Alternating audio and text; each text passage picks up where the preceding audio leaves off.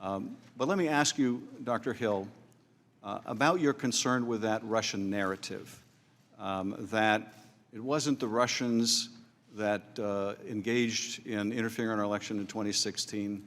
And of course, this was given a boost when President Trump in Helsinki and the presence of Putin said that he questioned his own intelligence agencies. But why are the Russians pushing that narrative that it was Ukraine? How does that serve Russian interests? The Russians' interests, frankly, are to delegitimize our entire presidency.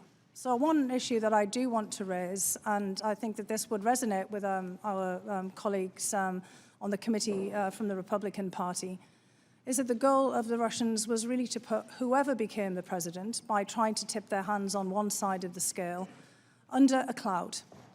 So if Secretary, former First Lady, former Senator Clinton had been elected as president, as indeed many expected in the run-up to the election in 2016, she too would have had major questions about her legitimacy.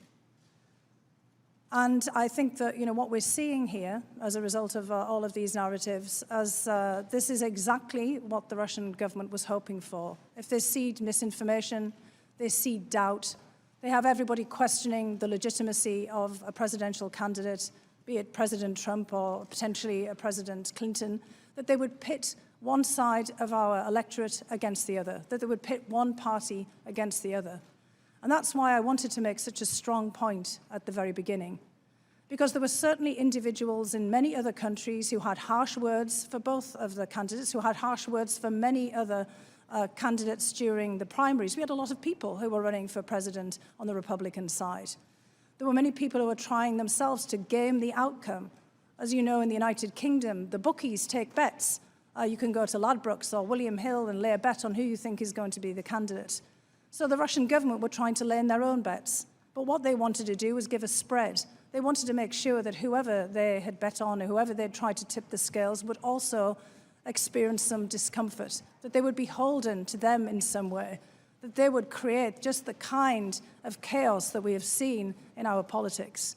So I just want to again emphasize that we need to be very careful as we discuss all of these issues, not to give them more fodder that they can use against us in 2020. And I quite agree.